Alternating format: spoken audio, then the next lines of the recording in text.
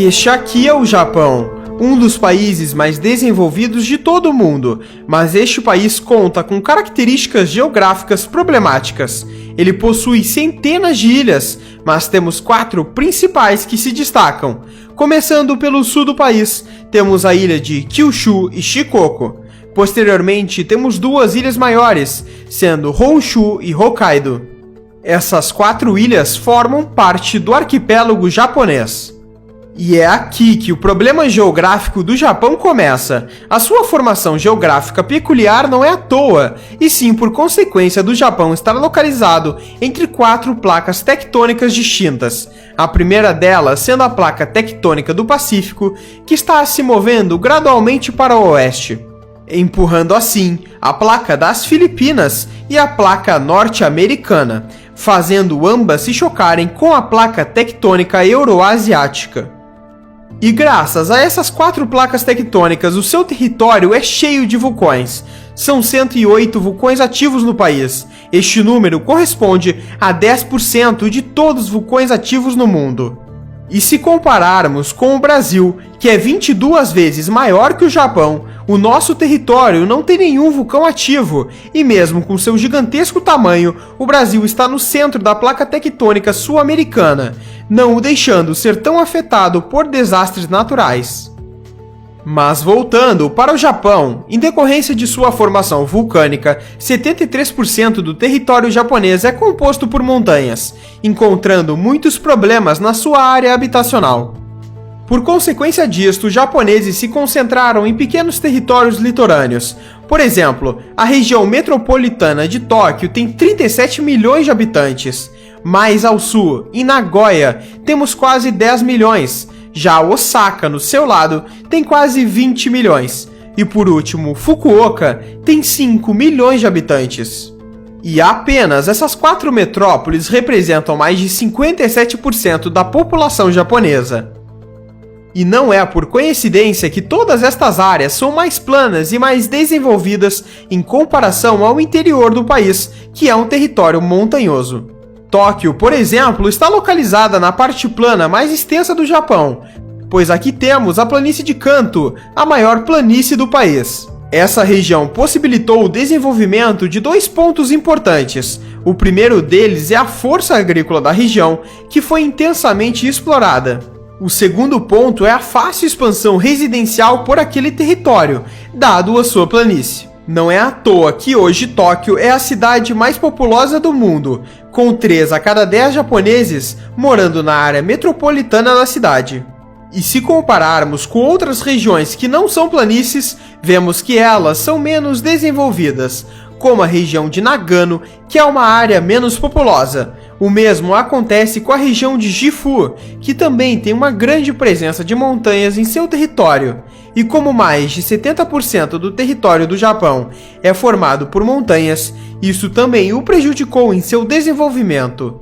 Voltando para sua formação geológica, os desastres naturais acompanharam o país em sua história, dado que aqui tivemos os 2 mais custosos desastres naturais do mundo. O primeiro deles sendo o terremoto de Tohoku em 2011, que foi o pior terremoto já registrado na história do Japão e um dos piores do mundo. O tremor ocasionou grandes ondas no litoral japonês, entre elas o tsunami de Fukushima, que desencadeou um dos piores acidentes nucleares da história do país. Já o segundo foi o terremoto de Hanshin, que ocorreu em 17 de janeiro de 1995 e trouxe danos a mais de 400 mil edifícios japoneses. Ambos os terremotos juntos trouxeram mais de 700 bilhões de dólares de prejuízo para o Japão. Isto é tão grande que o conflito na Síria, que dura mais de 11 anos, deixou em torno de 400 bilhões de dólares de prejuízo. Um número bem menor que os desastres citados causaram no Japão.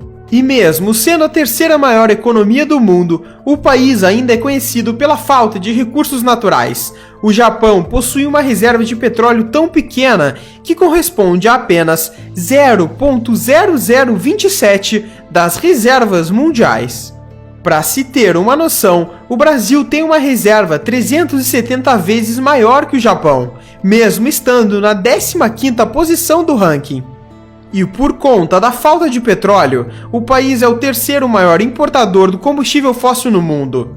Já em relação aos minérios no país, encontramos outra dificuldade aqui. O minério de ferro japonês é de baixa qualidade e é obtido principalmente na região de Honshu, no norte da ilha. Já o cobre, que já foi o minério metálico mais importante do Japão, está quase esgotado. A mineração é um ramo da economia sem importância e em declínio para o país. A indústria extrativista é caracterizada por minas pequenas e relativamente ineficientes que não prestam a aplicação de métodos modernos de mineração em grande escala. Com exceção da extração de ouro, a mineração de minérios metálicos despencou no início do século XXI.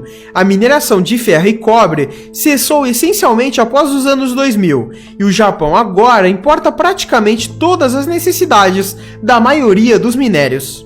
Outro grande problema do Japão vem da energia do país, que apesar de estar repleto de rios por todos os lados, as usinas hidrelétricas são distribuídas de forma desigual.